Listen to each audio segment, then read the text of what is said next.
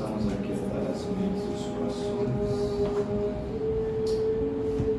para que na sintonia da prece possamos vivenciar esta morada fraternal encontro, interagindo com a espiritualidade, oferecendo receptividade para que sejamos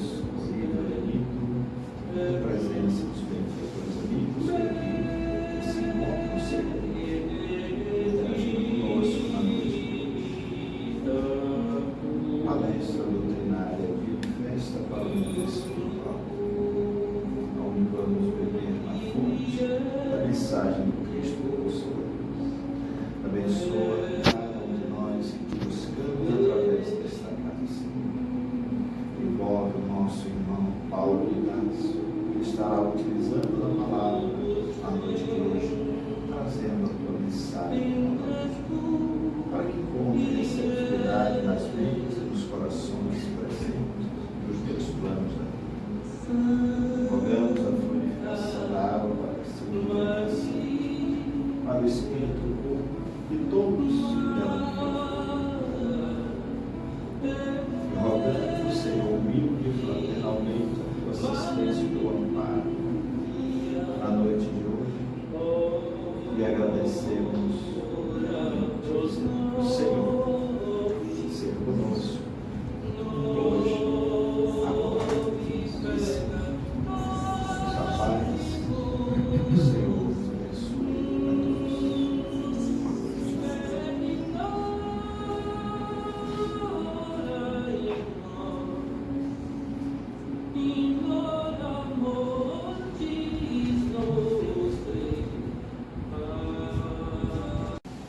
Gente, boa noite. Que a suave paz do Mestre Jesus esteja nos envolvendo a todos. Estejamos de coração aberto para a mensagem da noite de hoje, onde temos a alegria de dar continuidade às nossas atividades doutrinárias.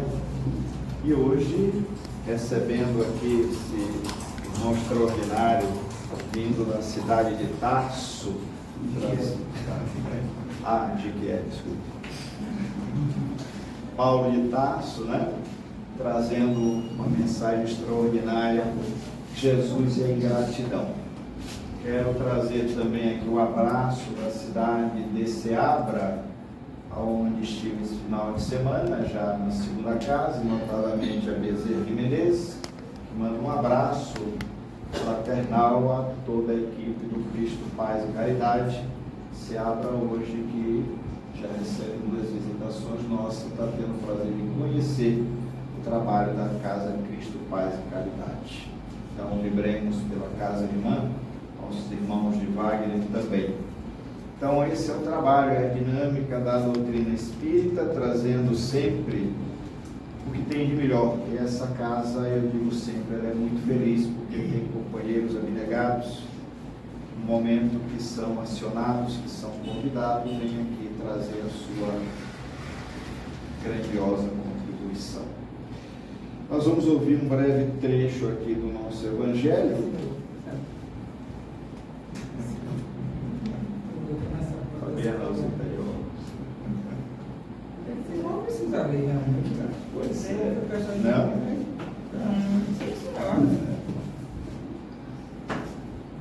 Vai abrir o parágrafo, toca, viu direitinho, nossa irmã Fabiana, colaboradora da casa, com a mensagem do Evangelho da noite de hoje. Em seguida, nosso irmão Paulo, né, irmão? Fique à vontade, faça seu trabalho tranquilo, que Jesus te abençoe. Mostra esse povo aí, é gratidão. Boa noite, gente. Boa noite.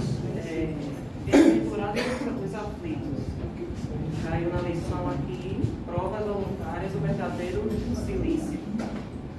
Perguntai se é permitido abrandar as vossas próprias provas. Essa questão leva a esta. É permitido àquele que se afoga procurar se salvar? Aquele que tem um espinho cravado o retirar? Aquele que está doente chamar um médico? As provas têm por objetivo exercitar a inteligência, assim como a paciência e a resignação. Um homem pode nascer numa posição penosa e difícil, precisamente para obrigá-lo a procurar os meios de vencer as dificuldades. O mérito consiste em suportar, sem lamentação, as consequências dos males que não se podem evitar, em perseverar na luta, em não se desesperar e não for bem sucedido, mas não num desleixo que seria preguiça mais que virtude. Essa questão conduz naturalmente e uma a outra, uma vez que Jesus disse: bem-aventurados os aflitos. Há mérito em procurar as aflições, agravando as próprias provas com sofrimentos voluntários? A isso responderei muito claramente: sim. Há um grande mérito quando o sofrimento e as privações têm por objetivo o bem do próximo, porque é a caridade pelo sacrifício. Não, quando não tem por objetivo senão a si mesmo, porque resulta do egoísmo ou fanatismo. Há aqui uma grande distinção a fazer para vós, pessoalmente. Contentai-vos com as provas que Deus nos envia, e não aumenteis sua carga, às vezes tão pesada. Aceitá-las sem lamentações e com fé. É tudo que Ele vos pede. Não enfraqueçais vosso corpo com privações inúteis e mortificações sem objetivo, porque tendes necessidade de todas as vossas forças para cumprir a vossa missão de trabalho na terra. Torturar voluntariamente, a martirizar o vosso corpo é contravenção à lei de Deus, que vos dá o meio de sustentá-lo e fortificá-lo. Enfraquecê-lo sem necessidade é um verdadeiro suicídio. Usai, mas não abuseis. Tal é a lei. O abuso das melhores coisas traz sua punição nas consequências inevitáveis. O trecho é grande, né? Aí uma lição. E aí passa agora a palavra para o nosso companheiro Paulo, que os irmãos de luz possam iluminar se fazer uma boa luz. Pode tirar a mão. É seu espaço. Meus irmãos, boa noite, muita paz. Que a paz do nosso querido Mestre esteja em nossos corações. Que a espiritualidade boa, amiga, que nos ajuda na divulgação da doutrina espírita, esteja conosco, nos trazendo paz e luz no coração. Vocês estão bem? Você está encarnado, gente? Vocês estão bem? A gente tem que fazer essa pergunta, porque em centro espírita a gente sempre não sabe, né? Vai que despertou uma evidência e a gente está aqui vendo as pessoas, não é assim? A gente tem que perguntar, porque quando responde assim, parece que acabou de desencarnar, está ainda naquela fase, né? Fraquinho. Oh, gente, não dá paz. Bom, nós vamos falar hoje sobre um trecho de um livro de Joana, que fala sobre Jesus, né, a sua convivência conosco, e um dos aspectos da convivência que é a questão da ingratidão.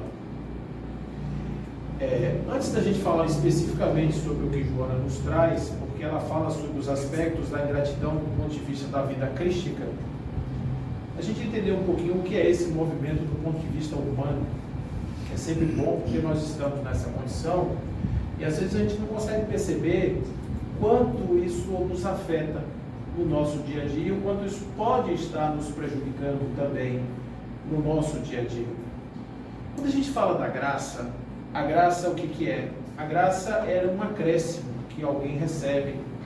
Você tem 10, você recebe mais alguma quantidade, você passa a ter nessa quantidade uma graça. Quando é de graça.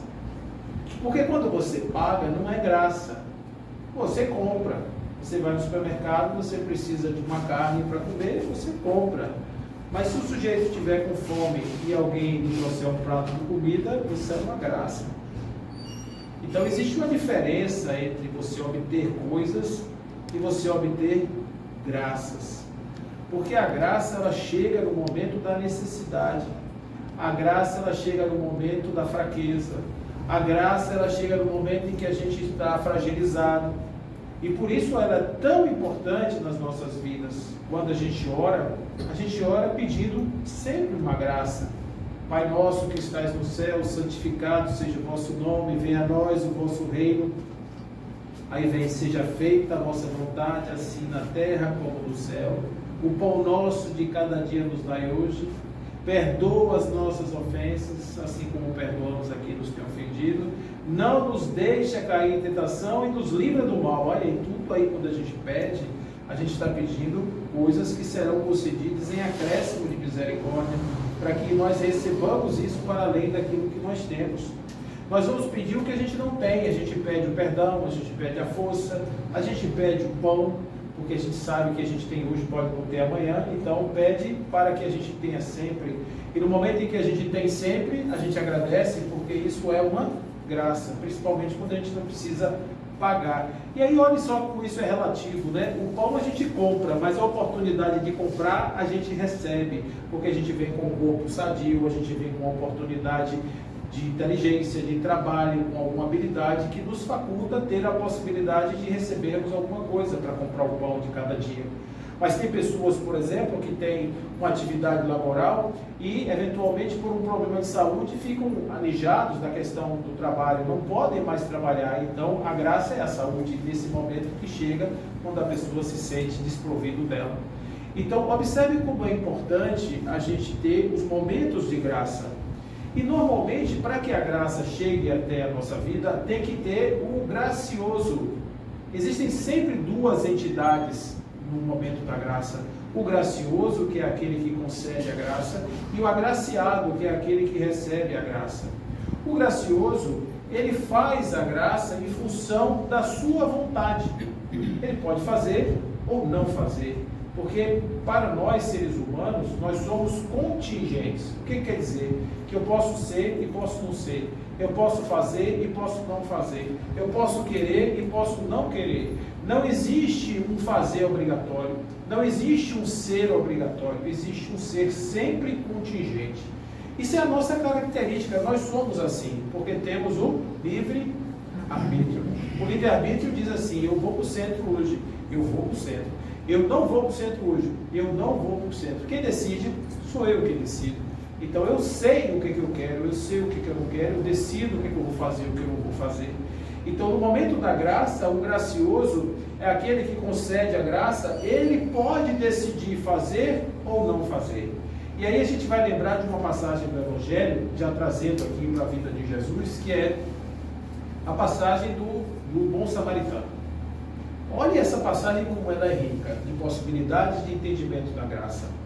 Vinha um homem, saiu em demanda de Jericó e foi assaltado. E no meio do caminho, ele foi assaltado, os ladrões bateram muito nele e largaram ele no caminho. Ele estava ferido, ele estava machucado, estava quase morto. Veio um sacerdote, viu o homem caído, mudou de calçada. Veio o levita, viu o homem caído e mudou de calçada. Aí veio o samaritano. E esse samaritano se aproximou do homem e se abaixou. E pegou o homem, curou as feridas, passou o remédio nas feridas, botou no animal, levou na estalagem. Disse ao dono da estalagem: olha, cuide dele, que quando eu voltar, eu pago as despesas extras. E esse momento é o momento que Jesus explica essa passagem para os seus discípulos, justamente para explicar quem era o próximo. E ele pergunta se, o próximo, quem é o próximo deste homem? Aí a resposta é aquele por quem o homem teve misericórdia. É aquele homem que teve a movimentação e viu aquele caído na estrada. Aí eu pergunto a vocês, o homem que ajudou era o quê? Samaritano. O que mudou a calçada era o quê? Sacerdote era um e o outro era um levita, não é isso? Muito bem. E o homem caído era o quê?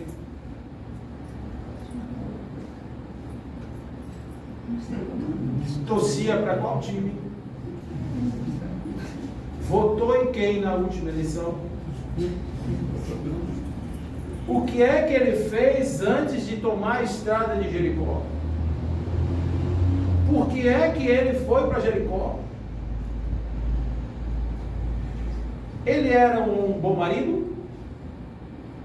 Um bom pai? Ele era uma pessoa honesta? Sabe por que vocês não estão respondendo? Porque não tem essa informação em lugar nenhum do Evangelho. Se alguém inventar uma coisa para dizer que o homem era um rico empresário, que era bom pai, bom isso, ele está inventando de outras fontes. Mas do Evangelho não se sabe nada sobre essa pessoa. Isso melhora o ato do samaritano ou complica? O que vocês acham? Melhora, sabe por quê? Porque ele está ajudando uma pessoa que ele não perguntou nada sobre a pessoa. Ele fez porque ele viu alguém necessitando. Não importa o que essa pessoa era. Eu sempre digo o seguinte: se aquele homem caído fosse um bandido, tivesse acabado de matar uma pessoa e tivesse fugido para Jericó, deu o azar de ser assaltado no meio da estrada, ele teria sido ajudado do mesmíssimo jeito. Quando Jesus apresenta essa ideia da graça concedida pelo samaritano àquele homem caído, ele está querendo dizer que quando a graça é ofertada, ela não procura informações sobre o agraciado. O gracioso, ele vai fazer a graça independentemente de quem seja o agraciado. Porque a graça é assim. A graça chega na vida de uma pessoa e muda a vida da pessoa. A pessoa vive uma vida totalmente errada. Mas um belo dia acontece uma coisa na vida dessa pessoa, um fato, e esse fato faz com que a pessoa mude tudo na sua vida. Ela muda todo o rumo da sua vida. Vou contar uma história para vocês, história real, contada pelo próprio personagem. O sujeito morava no Rio de Janeiro, no morro ali do Rio, e ele era metido por facção. E pegou uma cadeia de 30 anos, 20 para 30, eu acho que era homicídio, se eu não me engano, o negócio dele. E quando ele chegou na cadeia, o que ele pensou? Ele queria fugir. Pegar 20 anos de cadeia com uma pessoa que tinha uma vida, ele não queria, ele queria fugir. E ele soube que tinha um grupo de espíritas presos. Espíritas presos, vocês ouviram o que eu falei? Espíritas presos. Que queriam fugir. Aí ele disse, pô, vou fazer parte do grupo dos espíritas fujões, porque eles vão fugir e eu vou junto. Ele era ateu. Agora imagina, o cara é ateu e vai para um grupo de estudo que vai falar de espírito, de Deus, o dia todo. Então o pessoal gostava de formar grupo de estudo, de estudar, e ele ia para o grupo para bagunçar tudo. Ele ia lá para poder dizer que não era tudo aquilo a verdade, que aquilo era tudo mentira, etc. Só que ele começou a ser demovido das suas ideias e começou a ser construída uma nova perspectiva na sua vida a partir dos ensinamentos dos espíritos. E ele tornou-se espírita, verdadeiramente espírita. E a partir de então ele estudava das 6 da manhã às 18 horas, todos os dias, a obra inteira de Kardec e dos continuadores. Então ele leu Kardec, leu Revista Espírita, leu Leon Denis, leu Joana de Ângeles, leu Chico Xavier, dentro da cadeia. E quando ele saiu, ele já não era mais o mesmo homem, ele não tinha mais nada a ver com aquele homem que entrou, era outro homem. E eu digo a vocês, a oportunidade da fuga foi para ele uma graça? Foi, porque se não fosse por ela, ele não teria ido no grupo dos espíritos. Então observe que a graça às vezes se apresenta das formas mais inusitadas, porque ela vem da maneira mais subreptícia, ela vem da maneira menos esperada.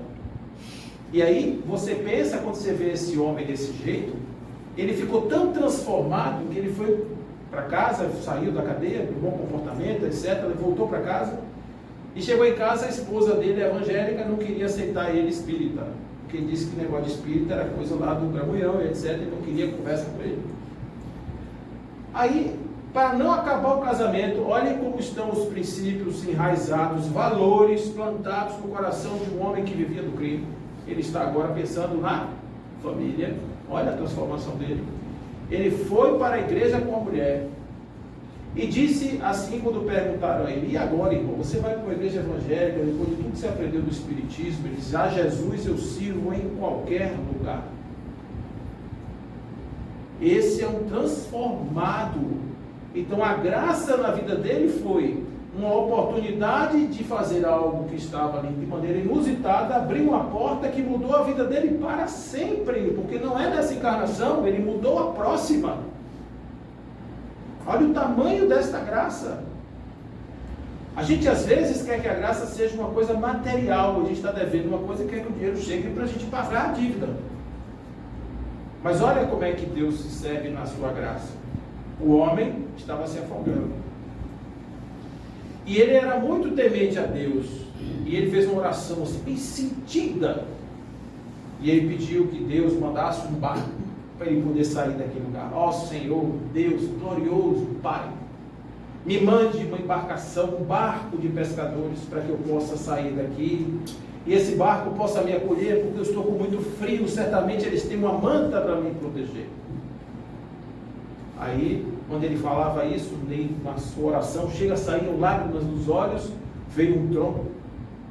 Mas ele via uma velocidade para cima dele, que se ele não abaixa, o tronco tinha arrancado a cabeça dele.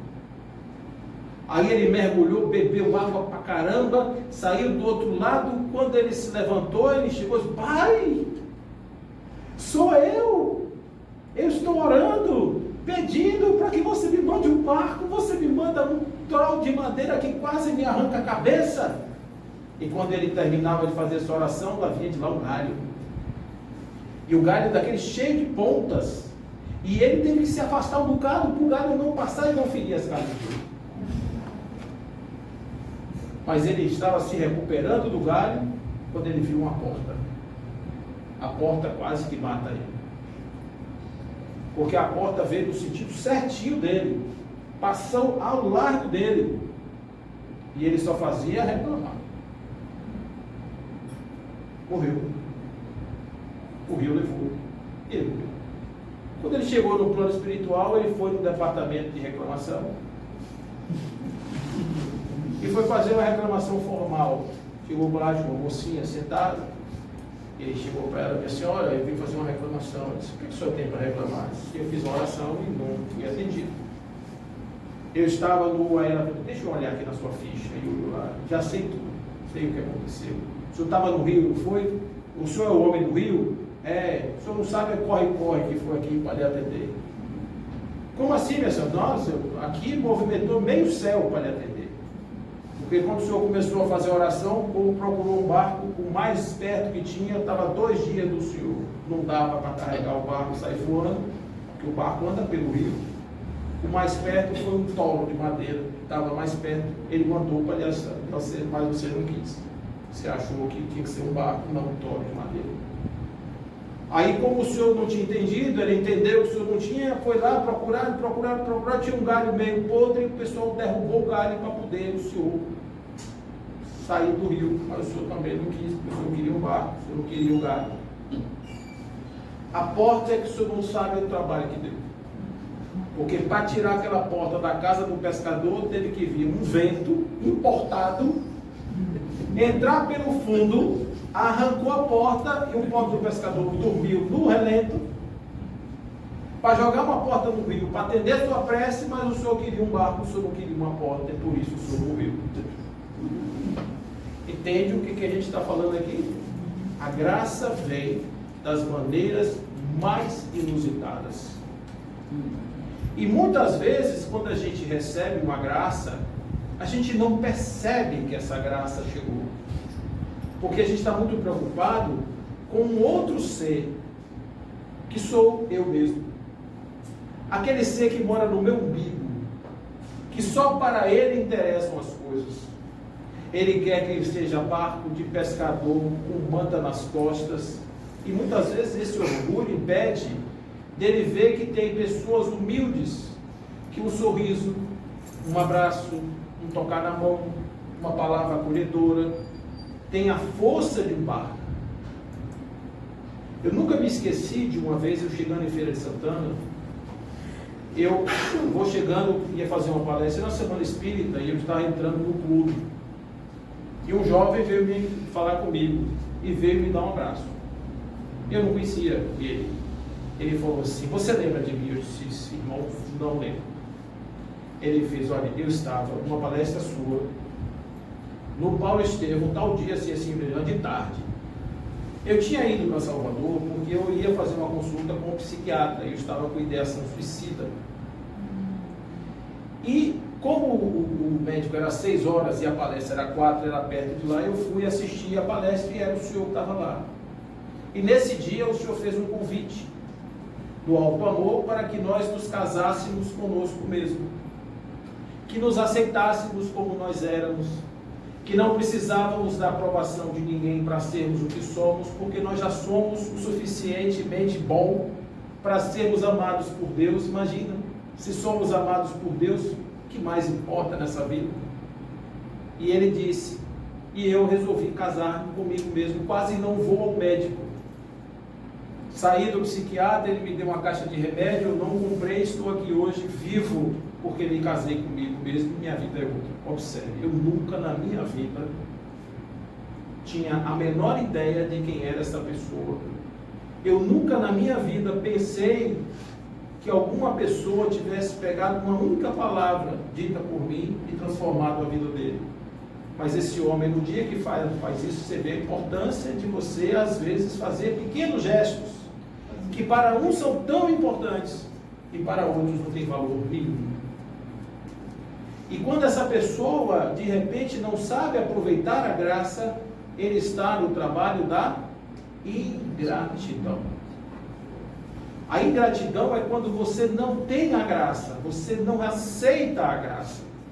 A graça chega, mas é como se a pessoa não aceitasse. Do ponto de vista psicológico, a gente vai entender isso. Eu vou fazer uma pergunta para vocês, eu tenho certeza que vocês já viram uma pessoa assim. Vou descrever para vocês dizerem. Se vocês não quiserem dizer que são vocês podem dizer que é outra pessoa que vocês conhecem e tal. Uma tia longe, uma sogra, uma pessoa assim. Vocês conhecem uma pessoa que quando chega uma pessoa na casa, faz tudo, quer fazer comida, quer fazer tudo, cuida da cama arrumada, acorda a pessoa, acorda a casa já está toda pronta, que corre, que faz tudo, que cuida de tudo, que não deixa faltar nada, que quando tem os filhos, que vai chegando em casa, que corre, que cuida, que limpa. Vocês já conhecem pessoas assim? Essas pessoas não são boas, muito boas, maravilhosas? São. Elas têm uma característica em comum que eu já percebi. Quando você oferece qualquer coisa para essa pessoa, ela diz o quê? Não precisa não. Não precisa. Está tudo bem. Não precisa. Não fala isso? Fala isso ou não fala? Fala? Fala. O pessoal que estuda o psiquismo humano chegou à conclusão de que quando a gente faz isso, a gente não quer receber, para não sair da posição de controle. Porque quando você dá e não recebe, você tem crédito.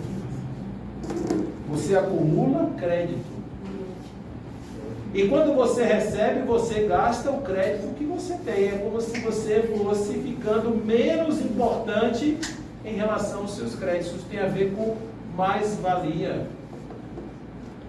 Então, eu até fiz, em homenagem a isso, um texto. Depois vou passar para a Edson, ele passa para vocês. O texto é: você quer ser bom? Aprenda a receber. Porque quando a gente aprende a receber, a gente compreende a importância do dar.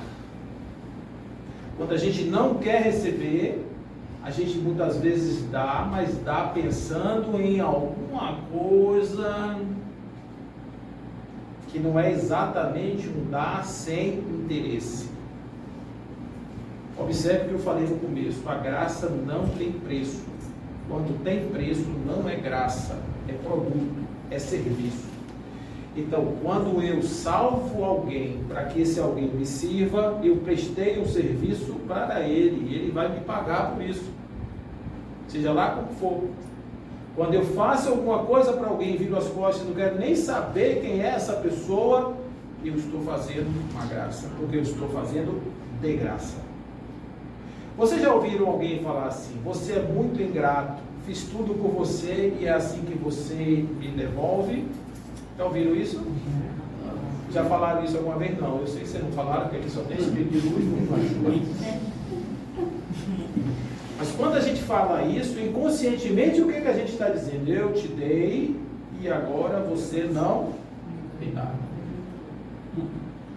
Então, nosso nível evolutivo, a gente ainda precisa dessa relação, gente.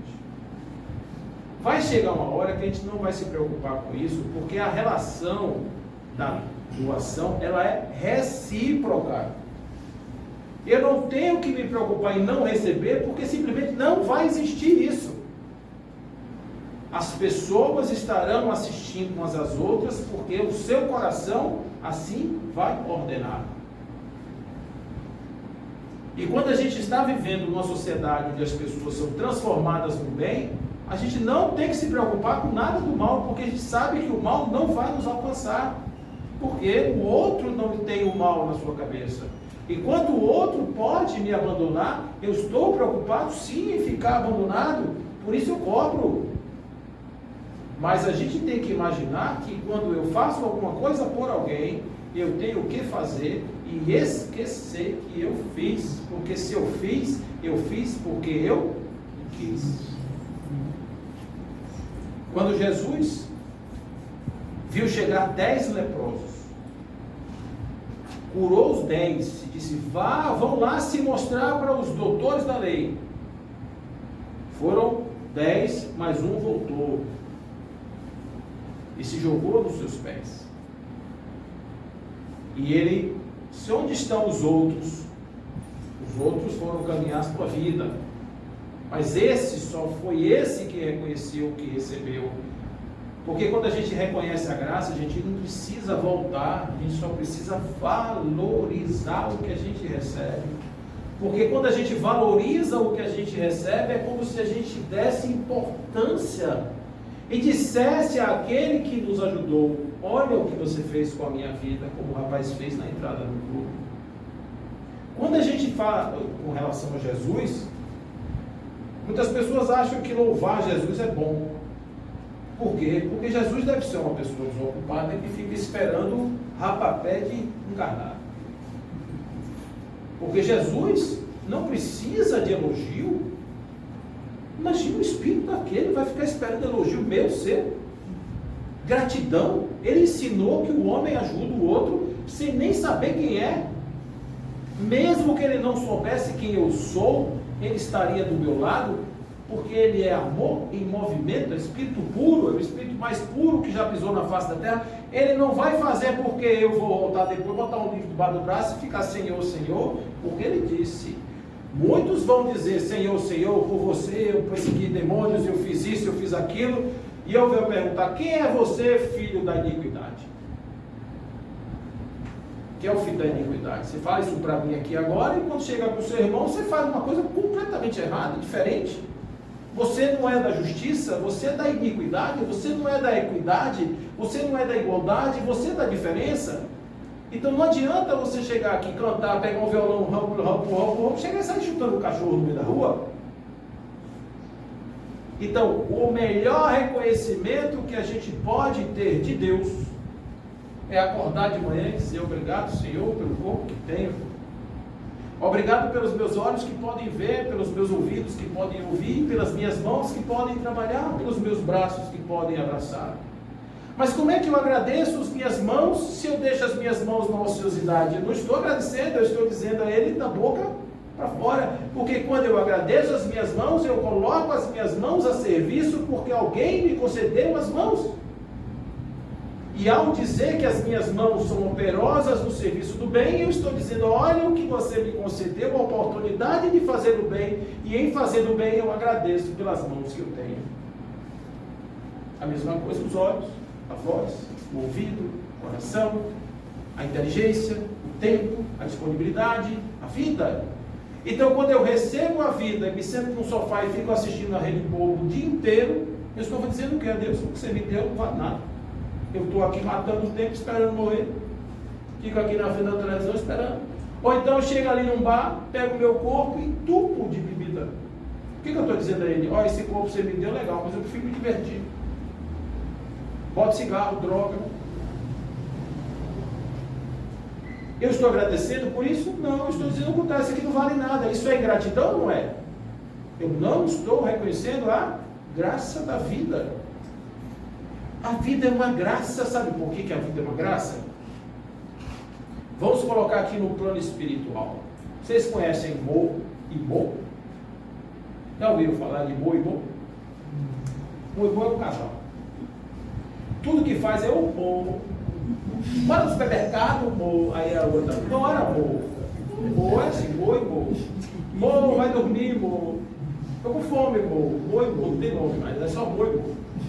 Aí um dia Mo disse para Bo: ô Mo, quando eu morrer, você vai me esperar no mundo espiritual? Mas claro, Mo, fica tranquila que eu vou te esperar no plano espiritual. Que mentiroso ou mentirosa. Sabe por que não? Porque no mundo espiritual a gente só fica do lado das pessoas que estão na mesma vibração. Então, se Mo tiver na vibração equivalente ao outro Mo, fica junto. Mas se um tiver numa vibração e o outro tiver em outra, vai ficar um morando aqui e o outro morando lá embaixo. Não tem elevador. Não tem elevador, porque quem está aqui não vai lá e quem está caso para vir aqui tem que ter permissão especial. Porque a depender do meu estado aqui nesse lugar, se ele vier, não volta.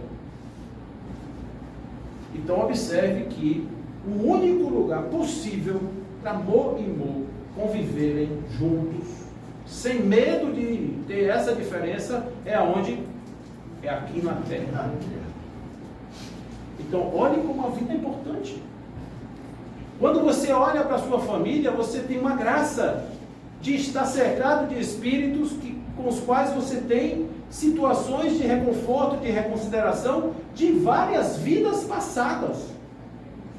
Você sabe quando é que você se encontrar com esses espíritos que estão do seu lado, vivendo junto com você, no plano espiritual, em condições normais de temperatura e pressão? Bote 200, 500, 1000, 2000, 5000 anos.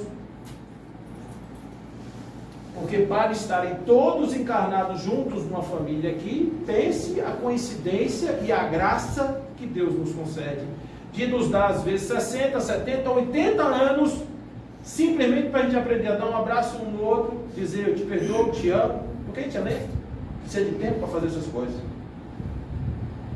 E a gente fica assim, você é estrupício, você não sei o quê, você é isso aqui, vou morar longe, vamos sei aonde. Por que isso? Porque o umbigo não deixa reconhecer quem? A graça. A gente acha que a gente é mais importante do que as circunstâncias que a inteligência cósmica nos concedeu de estarmos todos juntos numa mesma casa. O nome disso é família. Quando eu vejo hoje as pessoas advogando contra a família, eu digo, olha, esses são insanos, obreiros da iniquidade. Porque eles não têm ideia do que eles estão fazendo com a humanidade. As famílias são encontros espirituais, além de encontros físicos, carnais. E nós temos que aproveitar todo o tempo que nós estamos aqui para agradecer a Deus o fato de estarmos juntos, fazendo o quê? Se eu agradeço, eu uso. Então, se eu agradeço, como é que eu agradeço a Deus e a minha família? Aprendendo a amar a minha família do jeito que ela é. Porque quando eu faço isso, eu estou dizendo, Senhor, olhe como eu sou grato pela graça que recebi. Olhe como eu estou feliz pela graça que recebi, porque estou usando 100% do que me foi concedido para fazer aquilo que eu vim fazer aqui. Isso é a demonstração de gratidão pela vida. Mas quando a gente não faz isso, é como se a vida não tivesse importância, e a gente está na ingratidão. Ingratidão não é pagar. A ingratidão não é você saber que alguém fez e dizer eu não vou te fazer. É fazer o contrário, é não reconhecer o que você recebe, e às vezes quando você tem um papel de ser aquele que concede a graça, o gracioso, você não faz. Você não faz. Por que você não faz? Porque você não quer fazer. Aí é o egoísmo. Eu vou filosofar com vocês aqui um pouquinho. Imagine que você tem um motor que tem várias engrenagens. E você tem essa engrenagem que roda para cá, essa aqui que roda para cá, a outra que roda para cá, a outra que roda para cá. E qual é o objetivo dessas engrenagens rodarem? Tem um eixo lá no meio que gira uma roda que carrega a água que abastece a cidade. Então, se uma engrenagem dessa resolver não trabalhar naquele dia, o que acontece com a água da cidade? Não chega, né? Porque vai parar. Vai chegar ali, ó, vai ficar faltando aquela que está ali. E quando as coisas não acontecem lá na ponta, você tem um mecanismo perfeito, que foi criado perfeito, para uma harmonia perfeita, que não funciona, e aí o nome disso é esse que a gente vê aí, a dor e o sofrimento. Sabe por quê? Porque a unidade da humanidade está prejudicada, porque está cheio de engrenagem parada. A gente veio cheio de possibilidades, botaram a gente no meio de um mecanismo, e eu digo, não vou funcionar não, vou ficar parado aqui assistindo televisão. Porque eu não reconheço o que eu recebi. Começa da gente. Começa de você. Seu corpo, sua vida, as condições que você recebeu, as oportunidades, o que eu faço com isso? Se eu tenho pernas, eu tenho que andar. Se eu tenho mãos, eu tenho que fazer alguma coisa com as mãos. Eu não posso ficar com a mão dentro do bolso. Se eu tenho os olhos, eu tenho que ver. Se eu tenho os ouvidos, eu tenho que ouvir. Se eu tenho a boca, eu tenho que falar. Porque isso é o reconhecimento, e isso é dizer a Deus, obrigado pela graça que me concede nesse instante. Então, quando Jesus fazia pelas pessoas, ele não pedia para ele. Observe que esse homem que voltou, esse leproso que voltou, eu acho que, não sei se é o Humberto de Campos ou se é a Amélia Rodrigues que conta a história dele. Que quando ele volta, ele diz a Jesus, eu gostaria de lhe seguir. Jesus disse, não, vá tomar o rumo da sua vida, siga a sua vida, porque você aqui do lado, você não vai fazer tanto quanto você vai fazer lá fora, porque esse homem tinha coisas a fazer, ele tinha uma vida para cuidar, ele tinha uma família para cuidar, e ele, se ele estivesse do lado de Jesus, ele não ia fazer isso. Então ele precisava seguir o seu rumo, e para isso ele precisava caminhar na direção do seu destino, curado, agradecido pela graça que recebeu, mudar a sua vida. E ele dizia para a mulher, vai, não pegue mais. Olha como era assim a coisa. A maneira da mulher reconhecer a graça que recebeu pela vida era o quê? Não fazer mais o que fazia, fazer diferente, viver a sua vida diferente. Como é que Maria de Magdala reconheceu e agradeceu a Jesus? Servindo aos leprosos de Dalmanuta, indo para o vale dos leprosos com aqueles homens, e morrendo nos braços de Maria na igreja da Santíssima no promontório de Éfeso. Isso foi a maneira dela agradecer. Qual era a maneira de irmã Dulce agradecer? Os olhos que ela tinha para enxergar os miseráveis do mundo. A maneira de agradecer foi botar eles no galinheiro e dizer, enquanto eles tiverem vida, eu estarei aqui mesmo no galinheiro. Quando botaram ela para fora do galinheiro, ela chegou ali no Bonfim, tinha uns arcos abandonados, e ela invadiu os arcos. Aí a prefeitura foi, irmã, pelo amor de Deus, a senhora não pode fazer isso com a cidade, a senhora está enfiando a cidade. E ela fez, então tem um lugar para ficar com meus miseráveis, aí arrumaram uma casa para ela, é o início daquele hospital. Então, qual é a forma dessas pessoas agradecerem? Operando, fazendo. Como é que Pedro agradeceu a Jesus depois de todas as negações que Pedro fez com Jesus? Pedro foi o mais cabeça dura daqueles homens, o mais ingrato durante toda a vida. Porque Jesus, durante 3 anos, segundo os historiadores, deu sua vida àqueles homens, para ensinar aqueles homens brutos o que era amor, o que era fraternidade, o que era o poder da alma, o que era a força do espírito. Era uma metafísica complexa para a cabeça de um pescador. E o que é que Pedro fez com Jesus quando Jesus estava sendo preso? Negou. Iniciou, foi lá, tirou uma espada, arrancou a orelha de Malco. E Jesus catava Pedro, botava Pedro para trás e dizia, passa para trás, adversário. Isso aqui traduzido para o latim é, vá de retro, Satanás. Passe para trás, adversário. Porque adversário, Satanás, a palavra Satanás quer dizer adversário. Então, Jesus falava isso para Pedro, que é usado hoje esse exorcismo, falava para Pedro, imagina.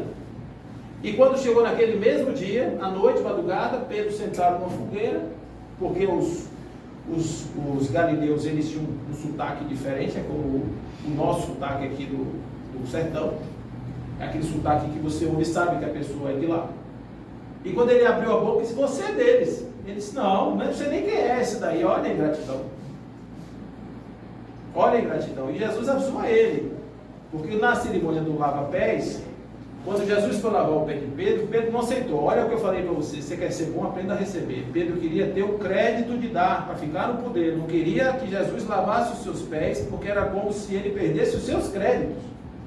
Aí Jesus disse, se você não me permitir lavar seus pés, você não entra no reino dos céus. Na mesma hora ele aprendeu, senão o senhor pode me lavar inteiro. Se é para ir para o reino dos céus, você pode me dar um pão inteiro agora. Ele disse, mas você vai me negar. Ele olhava para Pedro e não sentia confiança em Pedro. Você vai me negar, e Pedro negou. Pedro foi ingrato com ele. Judas foi ingrato com Jesus? Foi ingrato com Jesus. Por quê? Porque Judas queria que Jesus fosse um libertador. Judas queria que Jesus fosse um soldado. Judas queria que Jesus pegasse uma arma e usasse seu prestígio para movimentar aquelas pessoas. Ele era o Filho de Deus, todo mundo gostava dele. Gente, no domingo de Ramos, ele entra naquela cidade, imagina a quantidade, a multidão de pessoas. Se Jesus dissesse naquele dia, vamos nos levantar contra Roma, eles não iam se levantar, não virariam um exército de pessoas? Mas Judas achava que não, que tinha que dar um susto em Jesus, para que Jesus, com um susto, virasse um soldado. E aí aconteceu o problema. Onde Judas foi parar? Judas foi parar numa forca, no Vale do Sangue, no terreno lá que ele chamava de Sítio do Sangue, que era um cemitério. Ele comprou um cemitério para fazer uma fazenda. Então você observa que a ingratidão, ela é paga com arrependimento, ela é paga com a culpa, ela é paga com ressentimento. Você imagina? Há quantas pessoas passam uma vida inteira e chegam no final do dia e dizem, oh, Senhor, eu devia ter aproveitado mais da minha vida, eu devia ter feito isso, eu devia ter feito aquilo, eu devia ter passeado mais, eu devia ter feito mais uma coisa ou mais outra. Por que a gente não fez? A gente não fez porque a gente não quis fazer, ponto. Achou que tinha outras coisas mais importantes e não valorizou as coisas boas que a gente recebeu. Mas quando Pedro saiu de Pentecostes, Pedro colocou-se a serviço de Jesus quando curou o coxo na entrada da Porta Formosa. Pedro se colocou a serviço de Jesus quando se juntou com Tiago e formou a Casa do Caminho, que acolhia os viajantes, os caídos, e fez exatamente como fazia o bom samaritano. Porque os que entravam pela Casa do Caminho não eram identificados, ninguém sabia quem era, o que fazia, se tinha ladrão, se não era ladrão, colhia todo mundo. Então, a graça, gente, é algo que a gente recebe todo dia. Os orientais dizem assim, que eles agradecem cada vez que eles fazem. Porque esse ar que entrou veio de graça. Ainda é de graça. Veio de graça. Entrou no nosso corpo. Trocou as substâncias negativas do corpo e jogou para fora aquelas que não prestavam, deixando aquelas boas, para que o corpo continuasse vivo. Por isso eles agradecem a cada...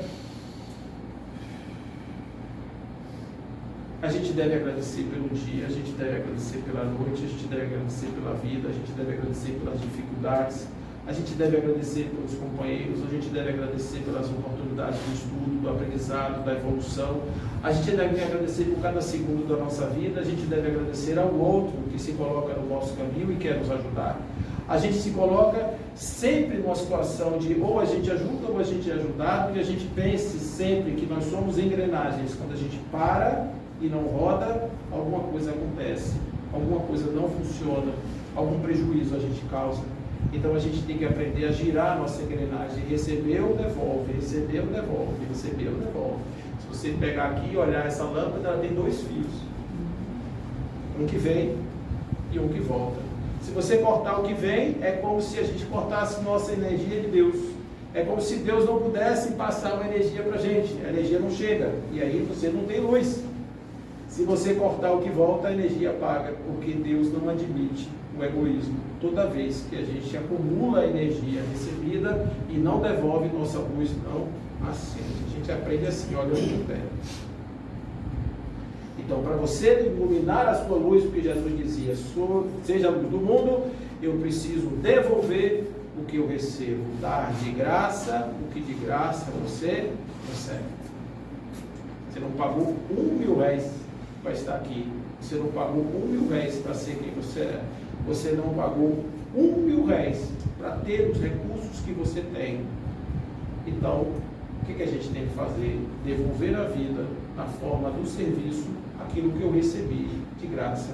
Porque diz Emmanuel que Deus se serve do homem para se mostrar ao homem. Deus se mostra ao homem através do próprio homem, fazendo os trabalhos que ele faria se aqui estivesse, mas como ele não está presente fisicamente, ele precisa de nós que somos os seus trabalhadores.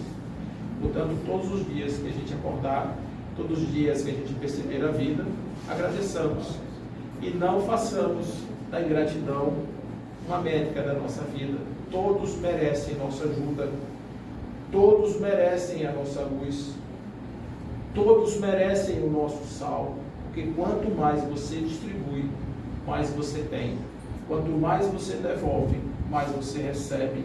Quanto mais você faz, mais você é. E isso não é uma coisa de egoísta, isso é simplesmente uma regra da vida. Os rios que mais água têm, que mais fluem água, são os rios mais largos. São os rios que alargam suas faixas, suas fronteiras, pelo muito passar das águas. Então, se a gente quiser evoluir espiritualmente, a gente deve esquecer a ingratidão, agradecer pela vida que tem e nos entregarmos à vida como aqueles seres graciosos que entregam ao irmão o amor e a misericórdia. O pouco que a gente tem é muito para quem não tem absolutamente nada. A caridade será, portanto, um exercício interior. Será um exercício da benevolência, que é a vontade de fazer o bem. Porque quando você quer fazer, nada impede você de fazer. A beneficência é fazer. Você pode fazer sem querer, mas querer sem fazer, isso aí eu nunca vi ninguém, porque você fica preso na vontade e a vontade até a hora que você faça, aí você sossega porque você fez o que você queria. Por isso que benevolência, a indulgência e o perdão das ofensas, a tríade da caridade proposta por Jesus. E assim a gente se coloca nessa harmonia e a pergunta que é: o que nós vamos fazer amanhã com tudo que a gente recebeu? Que fique essa reflexão em seus corações, que estejamos em paz em nome de Deus, que assim seja.